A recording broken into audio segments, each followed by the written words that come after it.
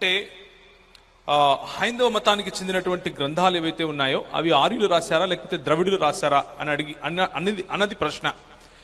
ఇంతకు ఆర్యులెవరు ద్రవిడులెవరు అన్నదానికి వివరణగా సత్యప్రకాశానంద గారు తనిచ్చినటువంటి వాక్య భాగంలోనే చెప్పేశారు.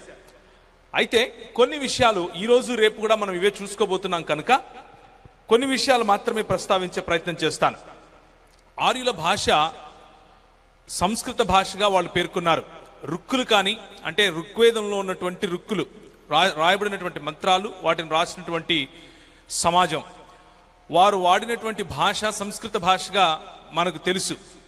అయితే ఒక విషాదకరమైనటువంటి విషయం ఏమిటంటే ఆర్కియాలజికల్ సర్వే ఆఫ్ ఇండియా వాళ్ళు ఏమని చెప్తున్నారు అనంటే epigraphical studies in India Sanskrit and Dravidian languages అన్నటువంటి ఇప్పటికీ కూడా వాళ్ళ వెబ్సైట్లో ఉంటుంది. ఇది భారతదేశం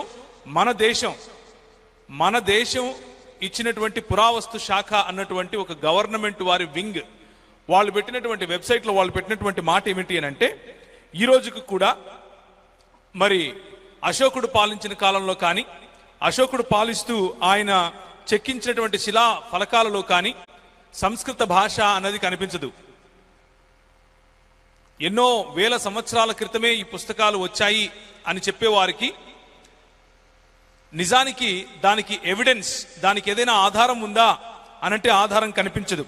Indian archaeological review 2006-2007 archaeological survey of India published in 2016 by the government of India ఏమంటుంది అని అంటే తమిళ భాష అంటే మనం మాట్లాడే ఇక్కడ ఉన్నటువంటి ద్రవిడులు మాట్లాడే భాష ఈ భూభాగంలో ఆర్యులు మాట్లాడే సంస్కృతానికి సంబంధించినటువంటి భాషల కంటే పాతదని, దానికి ఉన్నటువంటి లిపి ఆర్యులు తీసుకొచ్చినటువంటి సంస్కృత భాషకు అసలు లిపి లేని తత్వానికి చూసుకుంటే చాలా శ్రేష్టము అని వాళ్లే సర్టిఫికేట్ ఇస్తున్నారు. అయితే మన ముందుకు వచ్చినటువంటి మరి పురాణములు కానీ లేకపోతే వేదములు కానీ వాటి లెక్క అంటే ఎంత కాలం క్రితం ఇవి వ్రాయబడ్డాయి అని కొంతమంది ఒక రకమైన వివాదం జరుగుతూ ఉంటుంది. వాటన్నిటిని పక్కన పెడితే మనము చూసుకోవాల్సిన అతి ప్రాముఖ్యమైన విషయం ఏమిటి అని అంటే 4వ సెంచరీ అంటే క్రీస్తు శకం 4వ సెంచరీలో వాసుబంధు అనే ఆయన జీవించాడు. ఆ వాసుబంధు అనే ఆయన 4వ శతాబ్దంలో జీవించాడు అని చరిత్ర పుస్తకాలు చెప్తున్నాయి. ఆ వాసుబంధు అనే ఆయన గురించి బ్రహ్మసూత్రంలో వ్రాయబడి ఉంది. అంటే వాసుబంధు నివసించిన తర్వాతనే బ్రహ్మసూత్రం రాసి ఉండాలి. ఎందుకంటే బ్రహ్మసూత్రంలో వాసుబంధు గురించి రాస్తున్నారు కాబట్టి.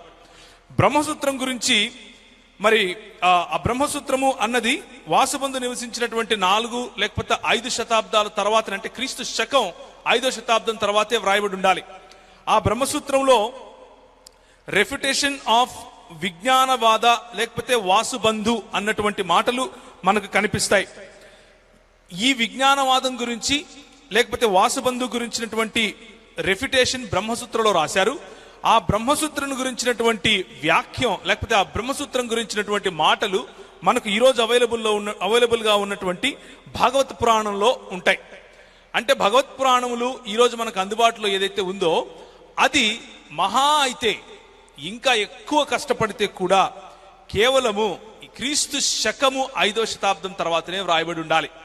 అంతేకాని అదేదో లక్షల కోట్ల లేకపోతే వేల సంవత్సరాల క్రితము అని చెప్పినట్లేమి కాదు అని ఆర్కియాలజికల్ సర్వే ఆఫ్ ఇండియా వాళ్ళు ఇచ్చినటువంటి ఎవిడెన్సెస్ ద్వారా మనకు తెలియజేస్తున్నారు. కాబట్టి ఎవరైతే వలస వచ్చారో వాళ్ళు స్థానికులైనటువంటి ఈ భూభాగంలో నివసిస్తూ క్రీస్తుకు పూర్వం వేల సంవత్సరాలుగా ఏకేశ్వరవాదము అంటే ఒకే దేవుడు ఉన్నాడు అని నమ్మే యూదులు వచ్చి సెటిల్ అయినటువంటి ఈ ప్రాంతం, అలాగే అరేబియన్లు వచ్చి సెటిల్ అయినటువంటి ఈ ప్రాంతం, అలాగే మెసొపొటేమియా నాగరికత నుంచి వచ్చినటువంటి ఎంతో మంది ఈ భూభాగంలోకి రావటం, ఈ భూభాగము అందరినీ ఆకర్షించింది, అందరినీ స్వీకరించింది. అదే మనకు నేర్పినటువంటి సంస్కృతి. కానీ ఈరోజు మనకు కనిపిస్తున్నటువంటి పద్ధతులు వేరు. మనల్ని విభజించి పాలించాలని, మనల్ని ఏదో ఒక రకంగా మీరు ఇక్కడి వాళ్ళు కాదు, పరాయి దేశస్థులకు లేకపోతే పరాయి మతాలకు అమ్ముడుపోయారు అన్న చిత్రీకరణ చేసే ప్రయత్నం జరుగుతూ ఉంది. దానికి ఆర్యద్రవిడ సిద్ధాంతం కూడా ఎవరో తెల్లవాళ్ళు రాశారు అని చెబుతూ వస్తున్నటువంటి కథలు కూడా మీరు చూస్తారు. నాగులన్నా, ద్రవిడులన్నా, మ్లేచ్ఛులన్నా, ఆర్యావర్తముకు బయట నివసించే వాళ్ళన్నా, అనార్యులన్నా, దాసులన్నా, దస్యులన్నా, రాక్షసులన్నా, ఈ ఆర్యులు మనకు పెట్టిన పేర్లు. మనకు పెట్టిన పేర్లు. మన నాయకులను చంపి పండగలు చేసుకున్న వైనం, వాటిని పురాణాలని వ్రాసుకున్నటువంటి పద్ధతి. కాబట్టి తప్పకుండా అనార్యులమైనటువంటి మనము, మనకు వ్యతిరేకంగా వ్రాసినటువంటి ఈ పుస్తకాలు తప్పకుండా ఆర్యులే రాసుంటారు అన్నది నా అభిప్రాయం.